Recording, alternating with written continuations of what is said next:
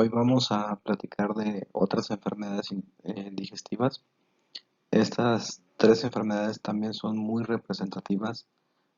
Probablemente ya han escuchado de qué es lo que pasa en esas enfermedades y pues desgraciadamente estas sí son potencialmente.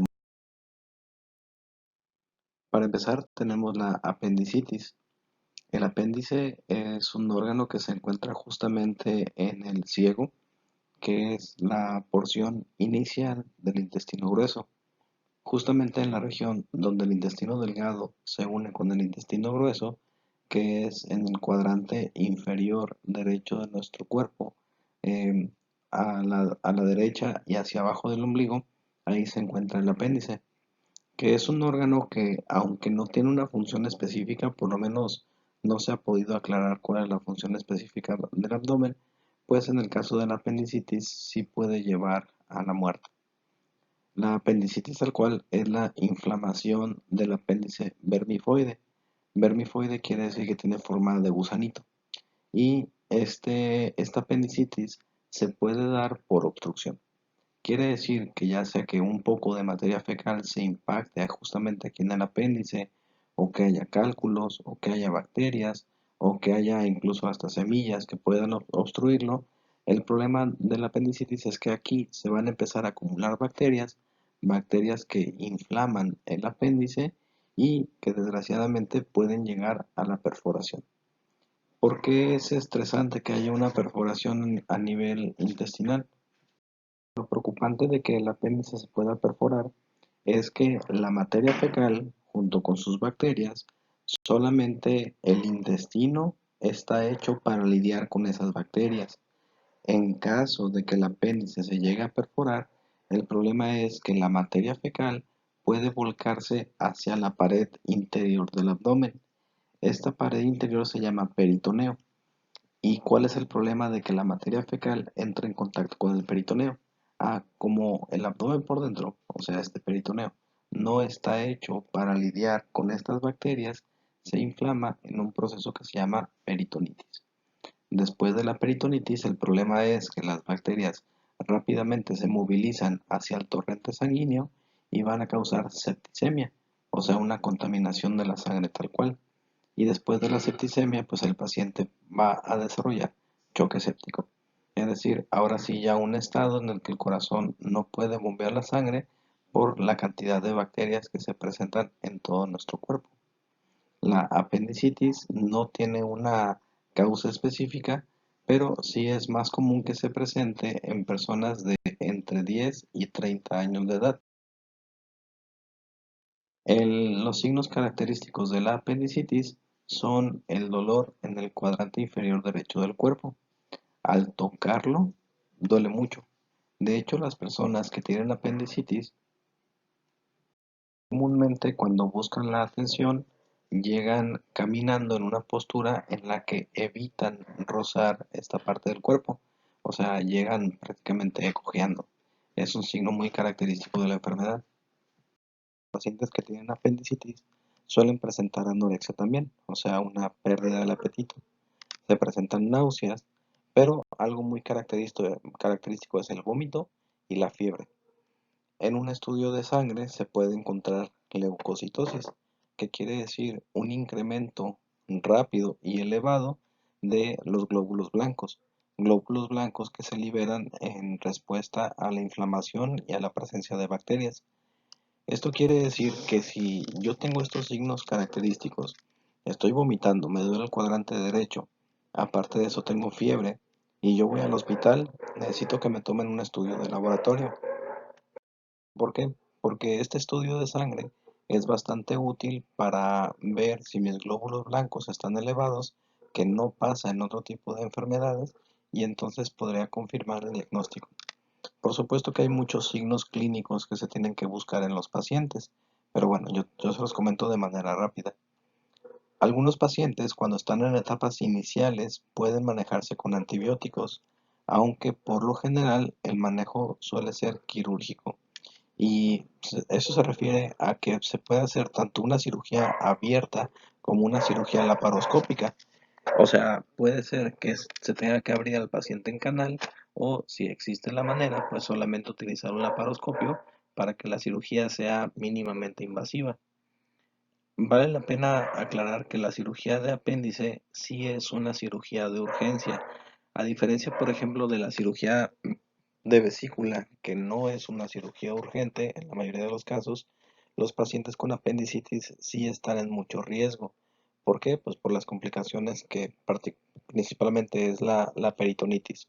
Entonces, pues para mala suerte de estas personas, en cuanto se haga el diagnóstico, pues prácticamente se tiene que preparar para una cirugía de urgencia.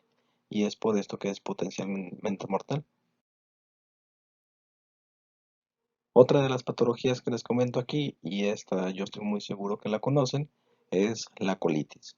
La colitis es la inflamación particularmente del intestino grueso, que es el colon.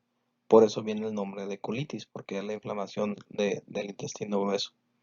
La colitis o síndrome de intestino irritable es una patología que se caracteriza por un dolor abdominal, pero aparte de eso se suele presentar un dolor tipo cólico.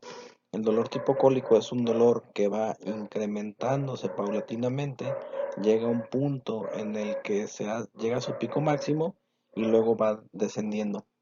Las personas que tienen colitis, por lo general, suelen sentirse muy inflamadas de su abdomen. Inflamación que, si vemos la forma del intestino, puede presentarse tanto del lado derecho como del lado izquierdo del cuerpo. Entonces, ¿cómo sé que lo que yo tengo es colitis? Bueno, pues es que yo me doy cuenta de que todo lo que como me inflama. Aparte de que me inflama, me genera dolor. Siento borborismos, o sea, que me burbujea el estómago por dentro. Y en algunas personas la colitis se presenta con diarrea y en otras personas se presenta con estreñimiento. Y en algunos casos se alternan las dos, primero diarrea y luego estreñimiento. Las mujeres jóvenes es típico que desarrollen colitis por dos factores bien importantes. Uno de ellos es la mala dieta. Una dieta en la que si yo como mujer joven quiero bajar rápido de peso, pues a lo mejor no voy a comer los alimentos más ideales para mi cuerpo. Y al mismo tiempo, el estrés es un factor importantísimo para desarrollar la colitis. Y pues, ¿qué mujer joven no se estresa? Entonces, básicamente tenemos dos variantes principales de la colitis. La colitis por irritantes, o sea, por los alimentos que yo consumo que terminan por inflamar mi intestino, o la colitis nerviosa. Y la colitis nerviosa es una enfermedad que a veces no consideramos que podemos tener.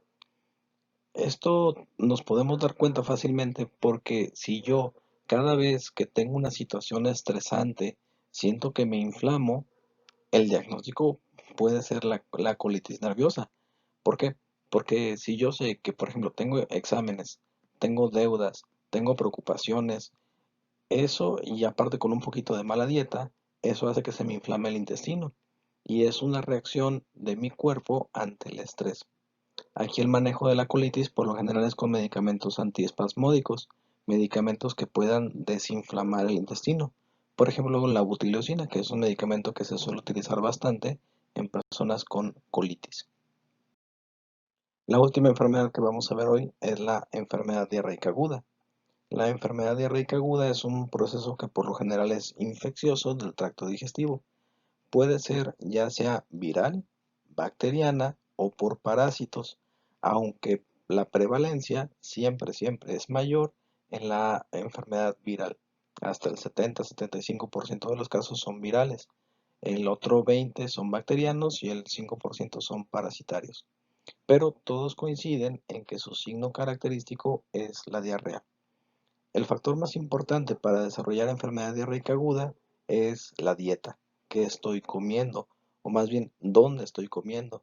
Porque si yo acostumbro a comer alimentos de la calle que no se preparan con las medidas higiénicas adecuadas, es muy probable que yo me lleve solito los virus y las bacterias a mi boca. Si yo no me lavo las manos antes de comer, cada vez que yo me meto, aunque me acerco la comida a la boca, yo mismo me estoy infectando. Entonces, aquí el factor más importante es qué es lo que comemos. Si yo tengo cuidado con los alimentos que consumo y con la higiene antes de comer, no tengo o disminuyo mucho el riesgo de desarrollar estas enfermedades. En la enfermedad diarreica aguda, pues vamos a ver qué es la deposición o la aparición de tres o más evacuaciones líquidas o semilíquidas que pueden ser fétidas o pueden ser acuosas tal cual. Y el problema aquí es que la capa interior del intestino está inflamada, entonces no se reabsorbe el agua, por lo que este paciente está perdiendo constantemente el agua a través del recto. Y obviamente desde aquí tenemos que considerar que el factor más importante relacionado con la enfermedad diarreica aguda es la deshidratación. Deshidratación que en una persona adulta que sabe que tiene sed y que sabe que tiene que tomar líquidos podría no ser tan grave, pero por supuestísimo que la enfermedad diarreica aguda es particularmente peligrosa en niños. La enfermedad diarreica aguda es más común en temporadas de calor, que es una temporada donde los alimentos duran menos y no, si yo los saco del refrigerador, es más fácil que estos alimentos se infecten. Y es particularmente peligrosa en pacientes geriátricos, pero sobre todo en los niños. En nuestro país, aquí en México, la enfermedad diarreica aguda sigue siendo una causa elevada de mortalidad de niños. Y es muy triste que en estos tiempos los niños se mueran simplemente porque les da diarrea. Y si muchas de nuestras tradiciones se enfocan a tratar de curar a los niños con sobándole la panza o llevándolos a sobador o que te digan que el niño está empachado, y hagas eso en vez de hidratar al niño, pues mientras sigamos haciendo esto, la enfermedad diarreica aguda va a seguir siendo una causa importante de mortalidad. Entonces, pues qué triste que sigan falleciendo niños simplemente porque no se les hidrató adecuadamente. Y aquí en esta tabla podemos observar cuáles son las diferencias entre un paciente que tiene deshidratación leve, moderada y severa. Cuando se encuentra una deshidratación severa, por lo general el niño ya ni siquiera puede consumir el suero, ya no se puede hidratar a sí mismo. Entonces estos pacientes pues ya ocupan manejo hospitalario para hidratarlo, pero por vía parenteral. O sea, ya requieren que el paciente sea canalizado con suero para reponerle lo que estaba perdiendo a través de las evacuaciones. Imagínate lo grave que es la enfermedad diarreica para un niño que pesa 8 kilos y que está teniendo 10, 15 evacuaciones al día. O sea, qué cantidad de su peso corporal puede perder en forma de agua simplemente por estar deshidratado. Y si no lo reponemos, pues desgraciadamente puede llegar a ser bastante grave para estos pacientes. Esa es una enfermedad muy típica, es una enfermedad que la seguimos viendo todos los días y pues aquí lo más importante es combatirla con una buena prevención y aparte saber que tenemos que controlarla con la ingesta de líquidos. Mientras estos pacientes consuman líquidos, por lo general es poco probable que caigan en un estado de gravedad. Y pues aquí tenemos una imagen de un colon irritable. No quiere que lo moleste. Pero bueno, gracias, que tengan un bonito día.